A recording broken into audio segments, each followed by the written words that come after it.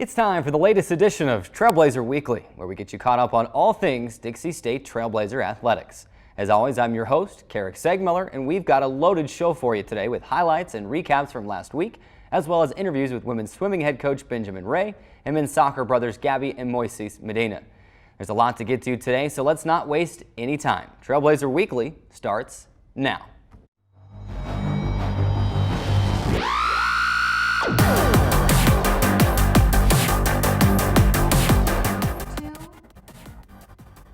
As always, we kick off the show with a recap of the last week in Trailblazer athletics, and today we start in Alamosa, Colorado with football, as the Trailblazers look for a record 5th win in a single season on Saturday.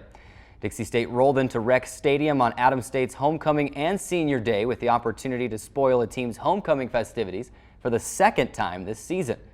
The Grizzlies struck first early in the first quarter after a Josh Thompson pass went off the hands of Orlando Wallace and directly into the arms of an Adams State defender, who said thank you very much and raced 63 yards to the house the other way to give the Grizzlies a 7-0 lead. But Dixie State would respond, putting together a 12-play 99-yard drive with Dejon Coleman going 7 yards into the end zone to tie the game at 7 early in the second. The Trailblazers took the lead on their next drive when Thompson found Aubrey Reed, and Reed somehow stayed in bounds, danced his way into the end zone after avoiding contact from a defender, and took the lead at 14-7. After a game-tying score by the Grizzlies, Dixie State marched down the field and regained the lead on a 2-yard plunge by Clifford Sims to make it 21-14 in the third. Adams State would tie the game again at 21, and that's where things got interesting. Freshman punt returner C.J. Luongo made a great punt return, followed by a 54-yard run from Dejon Coleman with less than a minute to go to get the Trailblazers back in business and into field goal range. Now, Coleman would go for another 18-yard run, followed by a Dixie State timeout to set up the dramatic finish. Anthony Reyes, sophomore kicker, calmly nailed a 21-yard field goal as time expires, and the Trailblazers left Alamosa with their 4th win in 5 weeks. Certainly a dramatic finish there, but Dixie State gets the win, which marks a new single-season win mark for the Trailblazers in their Division II era, as Dixie State now sits at 5-4 overall and 5-3 in RMAC play. Of course, that record wasn't the only thing to fall in the game, as Dejon Coleman rushed for 206 yards and a touchdown to become the Dixie State career rushing leader with 1,505 yards in his career, as well as the career rushing touchdowns leader with 15 for his career. And that will definitely earn you the Impact Player honors. Defensively, Jalen Moore gets the nod for Impact Player with a game-high 9 tackles to go with a forced fumble in the third quarter. The Trailblazers now have 2 chances at Colorado State Pueblo on Saturday or home to Fort Lewis next week to clinch its first winning season since 2005 while still competing as a junior college team. To the soccer pitch now, as the women's soccer team entered the week riding a 7-game win streak, played host to Dominican on Saturday and Notre Dame de Namur on Monday. Both teams battled to a scoreless draw through the first 45 minutes on Saturday, but it was the Penguins who managed to break through in the 51st minute on a bounding ball that slipped past Dixie State goalkeeper Angie Ciucci. The Trailblazers tried to pull even and rattled off 5 shot attempts over the final 10 minutes of play, but the Dominican keeper was up to the task and denied Dixie State the equalizer before time expired. Dixie State lost the match despite outshooting Dominican 21-8, including a 13-6 edge on goal. Darian McCloy finished with 6 shots, 4 of them on goal for the Trailblazers, while Dominican finished with 13 saves to preserve the victory. Dixie State had little time to dwell on the loss, hosting Notre Dame de Namur on Halloween Monday at Legend Solar Stadium. The Trailblazers scored first in the 24th minute when senior Alexis Torres took a 2-pass combination from freshman Cammie Hunter and senior Megan Spencer to notch her 4th goal of the season just inside the left post to spot Dixie State a 1-goal advantage. Notre Dame de Namur netted the equalizer with 16 minutes to play in regulation when Susan Whitney picked off a Trailblazer clear ball and tucked home a shot from 10 yards out to knot the score at 1-1. And Dixie State senior forward Erica Gonzalez gave the Trailblazers the lead right back at 2-1 with just over 5 minutes to play when she went top shelf on a rocket shot from 30 yards out to clinch the victory for the Trailblazers. The win marked Dixie State's 10th win of the season. The Trailblazers now sit at 8-3 in Pac-West play. For her spectacular game-winning goal, Erica Gonzalez earns our Impact Player honors for women's soccer. And it's certainly a deserving honor for such an incredible goal, and you just can't overstate how big that goal was. The game was destined for overtime, but Erica said, nope, it's Halloween. We're going to win this thing in regulation. We don't want to go to overtime. She scored on the scorcher from 30 yards out. Good stuff from Erica Gonzalez and women's soccer. With that, we'll take our first break. We'll stay on the soccer pitch when we come back as the men's soccer team continues its run at a Pac West championship. We'll cover that and the volleyball three-game Northern California road swing when we come back. We'll be right back.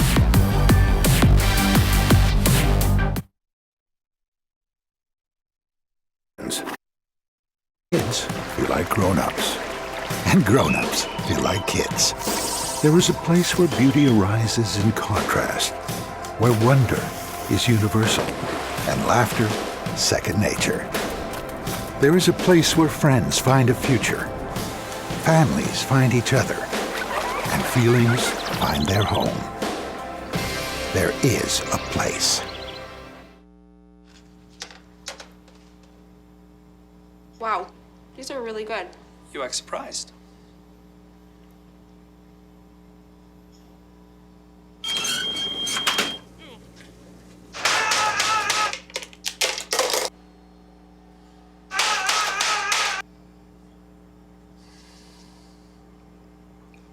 Practice makes perfect. You don't have to be perfect to be a perfect parent. There are thousands of teens in foster care who don't need perfection. They need you. What are you?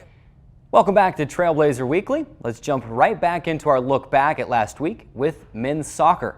The Trailblazers also hosted Dominican on Saturday and Notre Dame de Namur on Monday, just like the women's soccer team. The men's soccer team, though, in a search for the Pac West Championship.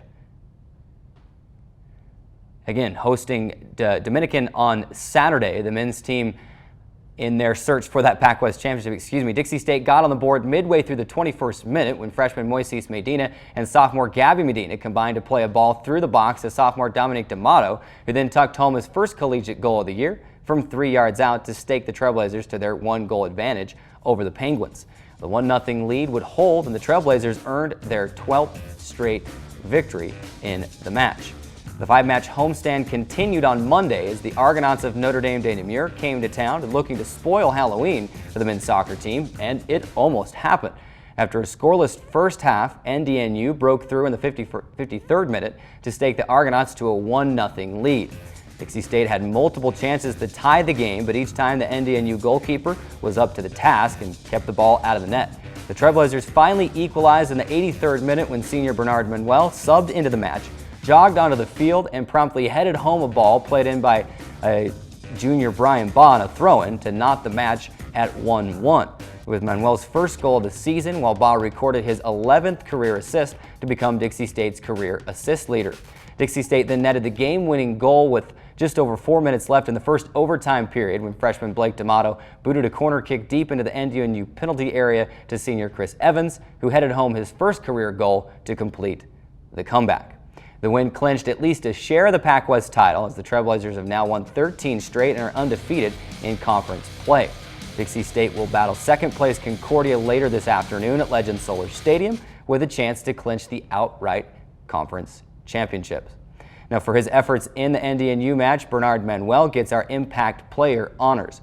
Honestly, I'm not sure how you can make a bigger impact on a game than scoring just moments after checking into the match. So Bernard Manuel with a big goal to tie the game and allowing Dixie State to win it in overtime, and he gets our Impact Player award for that. To the volleyball court now as the Trailblazers headed to Northern California for a stretch of 3 matches in 4 days. The Trailblazers ended a 4-game losing streak on Friday and rolled to a straight-set sweep of Notre Dame de Namur in Belmont, California. Then it was off to San Francisco for a matchup with Academy of Art on Saturday. The Trailblazers picked up the way they left off the night before and rolled to another 3-0 sweep, this time over the Urban Knights of Academy of Art. Dixie State took a day to rest on Sunday, then wrapped up its 3-match trip on Halloween at Fresno Pacific on Monday. Dixie, which by the way did not drop a single set on this road trip, trailed only twice in taking the first 2 sets by a 25-18 and 25-22 count. The Trailblazers then jumped out to an early 4-point lead at 7-3 in set 3, but the Sunbirds stayed within striking distance and eventually took a 3-point lead of their own at 20-17. Trailing 21-18, Dixie State rallied to reclaim the lead at 23-22 and eventually ended the match with a 25-23 win in set 3. Delane Daniel earns her Impact Player honors for volleyball as she led the team in kills in each of the 3 matches in Northern California. Trailblazers now sit at 15-8 on the season and 11-4 in Pac West play with 5 matches remaining. It's time for our next break. Women's swimming head coach Benjamin Ray stops by on the other side of this timeout. There's more Trailblazer Weekly after this.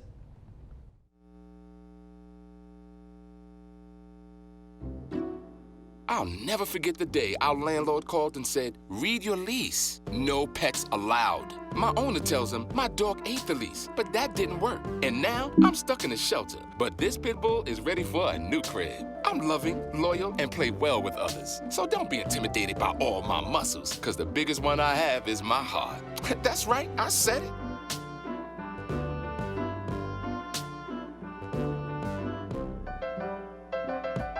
There is a place where rocks bleed and nature blushes on a battlefield green with envy, where dimples determine destiny and a tiny wooden T holds the outcome in the balance.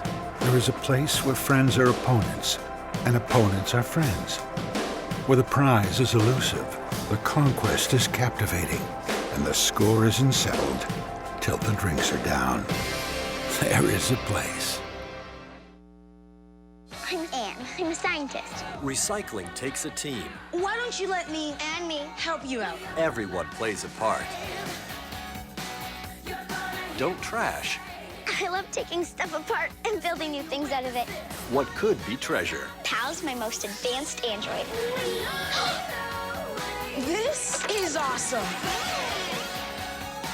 You haven't seen anything yet. Give your cardboard box another life. Recycle. How you doing, Southern Utah? It's a good day to be alive in the STG. I'd have been going nuts. You would've lost your mind! I You could would've not lost your mind! believe he didn't even shake there. He gave him the finger, Devin. No! Southern Utah's home for the best in sports includes local Region 9 high school games, Dixie State University, the NBA's new look, Utah Jazz, plus the best of the National Football League with the worldwide presence of ESPN to the Devin Dixon Show every afternoon from 4 to 6. Welcome back inside this week's edition of Trailblazer Weekly, live on CEC TV and SouthernUtahLive.com, where the women's swimming team is approaching its winter season. And today, we're pleased to have head coach Benjamin Ray joining us on the show. Coach, thanks for being here. Yeah, thanks for having me. It's always good to get to know our coaches and student athletes better, and that's really the reason for bringing you on the show today. And as we're excited for women's swimming and what that brings, another sport here to the university as you begin. You've had a few meets and whatnot already. We'll talk about those in just a minute, but you're getting ready to jump into the heart of your schedule, and we'll talk about that as well. But first, I want to ask you, whenever I bring coaches in, I like to ask questions like this. It's kind of a fun way to start off the interview, and you've had a few minutes to think about this at least, but what is your favorite memory in or around the swimming pool? I know you've been involved in swimming for a lot of years. You know, maybe it's a personal swimming accomplishment, maybe it's a coach, maybe you were at the Olympics once upon a time. What's your favorite memory in or around the swimming pool? You know, that's a tough question when you've been in it a long time, but I've probably got a few, but a couple that stick out in my mind. Actually, this last summer, I had one of my former swimmers who made the Olympic team for the U.S., Gunnar Bentz, and he was able to compete in the relays down in Rio. And so that was a lot of fun to kind of watch that and see a former athlete compete at that level and get an Olympic gold medal. But there's been a lot, you know, from coaching high school and being at state championship meets and seeing state champions and club meets across the country. So it's just been a lot of exciting times. Absolutely. Let's rewind now to a little more than a year and a half ago. It's March 2015. Dixie State has just announced its addition of women's swimming to its athletic program. Of course, at that time, they still needed a coach. They were beginning that search for a coach. Where were you at the time? What were you doing? And were you immediately interested in the position upon first learning of the need for a coach? Well, that's kind of an interesting question because I'm still only a part-time coach, and so I still have a day job. And that job right now is managing the Washington City Community Center. So I had a little bit of a heads up where we don't have current facilities on campus, and I knew that they were kind of exploring where they might house such a program. So I kind of heard about that, and I spent most of my career coaching, and so I was immediately interested in that opportunity, and so when that came up, I put my hat in the ring, and here we are today.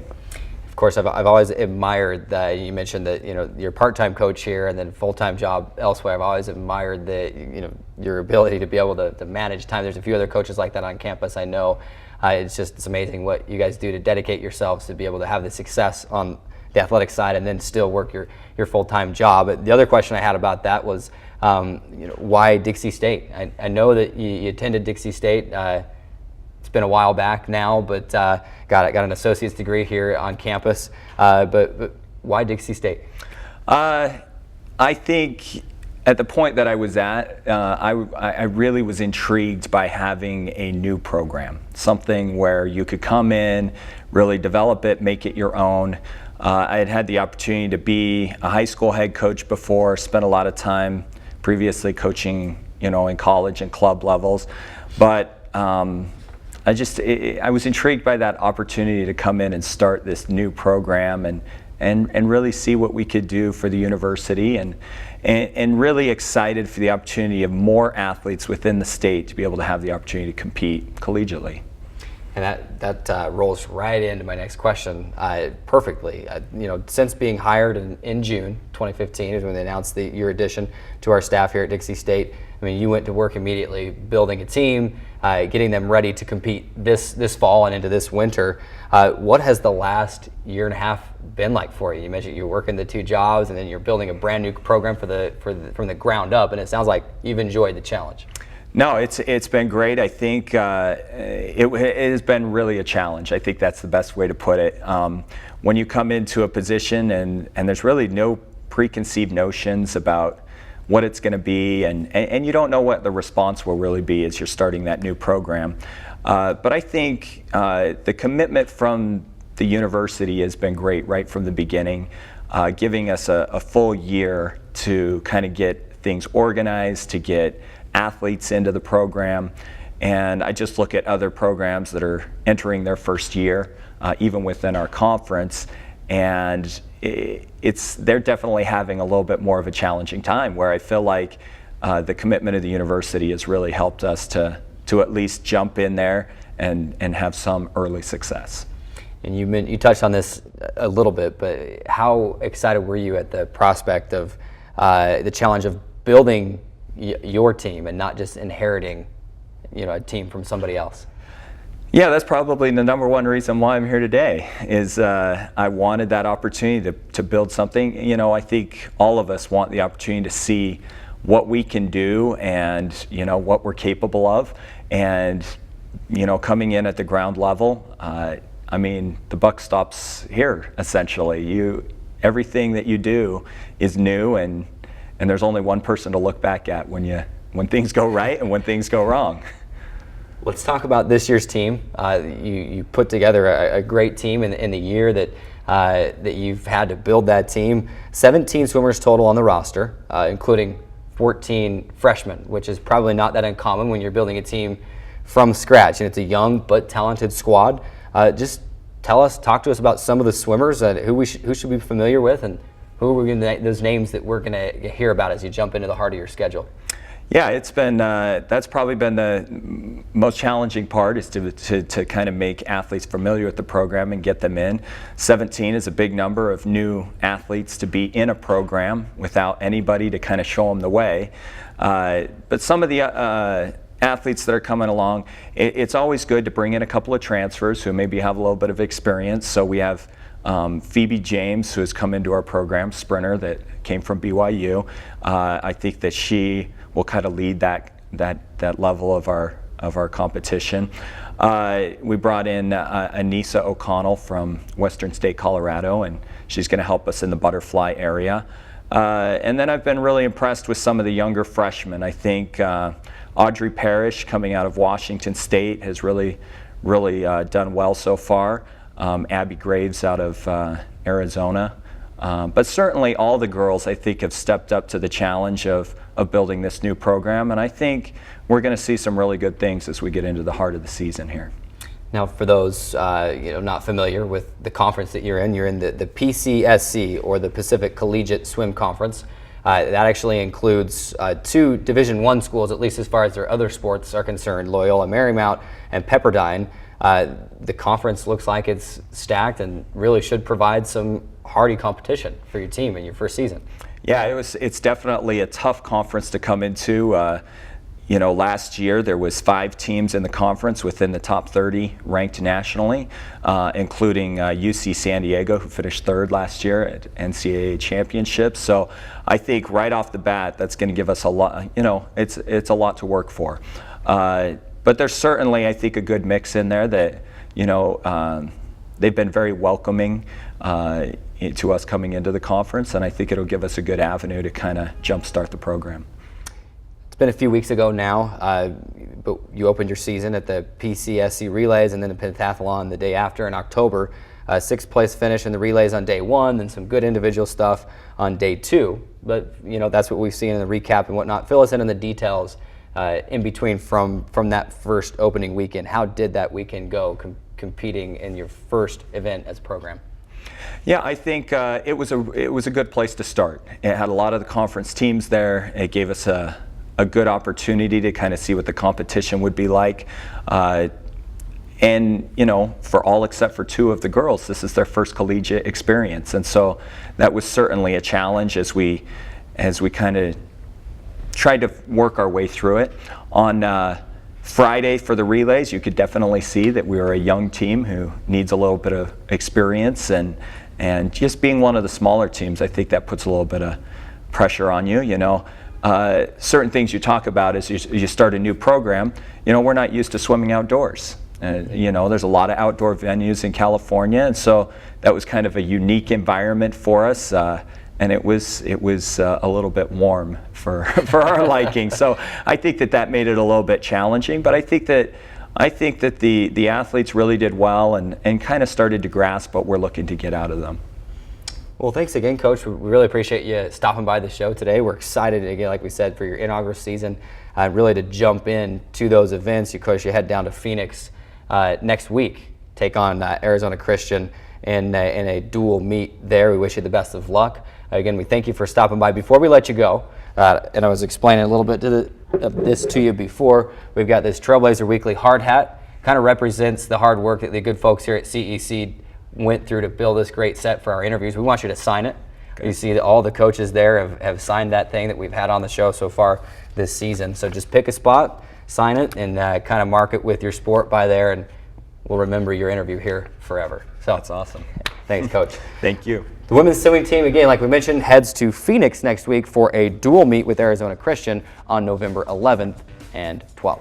It's time for our next break. When we come back, we'll take a look ahead at the next week in Trailblazer athletics, as well as hear from men's soccer Medina brothers in our player profile feature. There's more Trailblazer Weekly after this.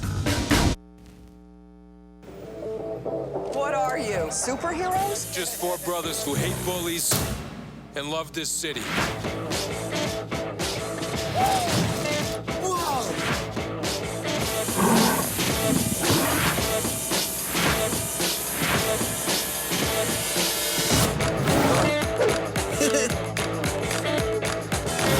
Gear up, guys.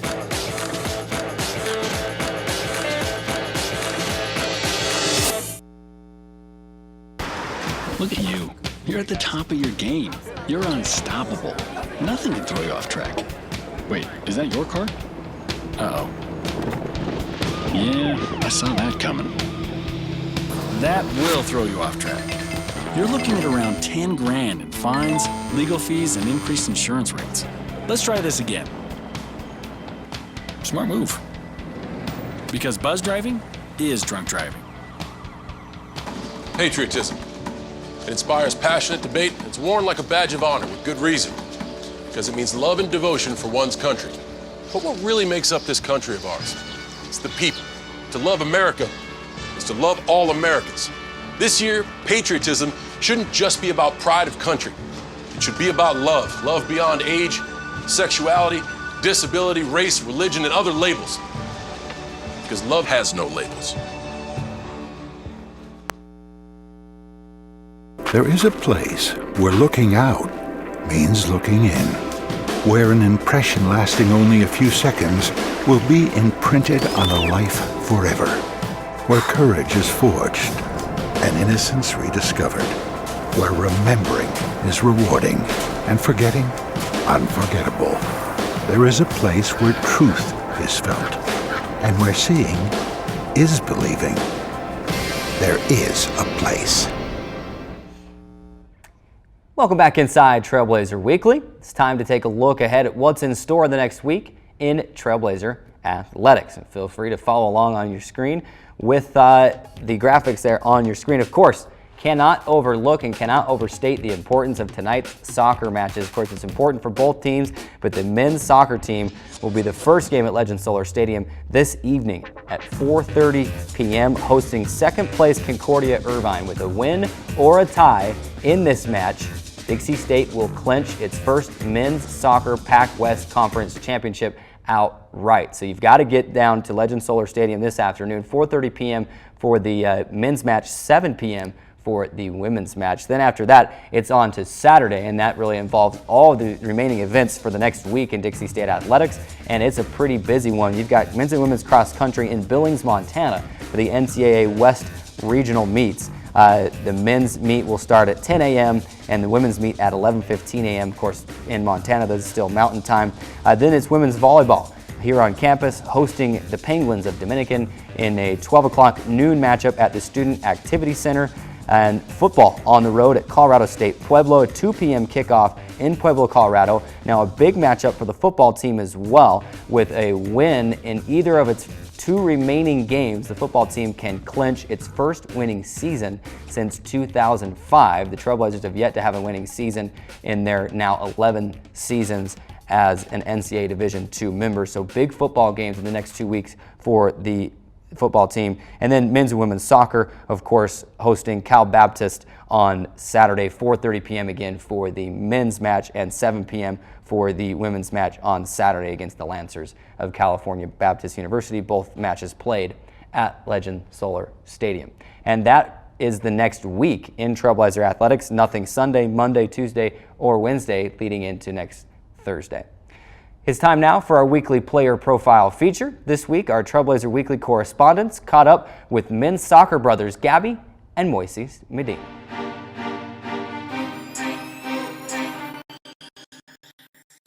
Gabby Medina, sophomore, center attacking mid. I'm majoring in finance. Moises Medina, freshman, majoring in criminal justice, and I'm a striker.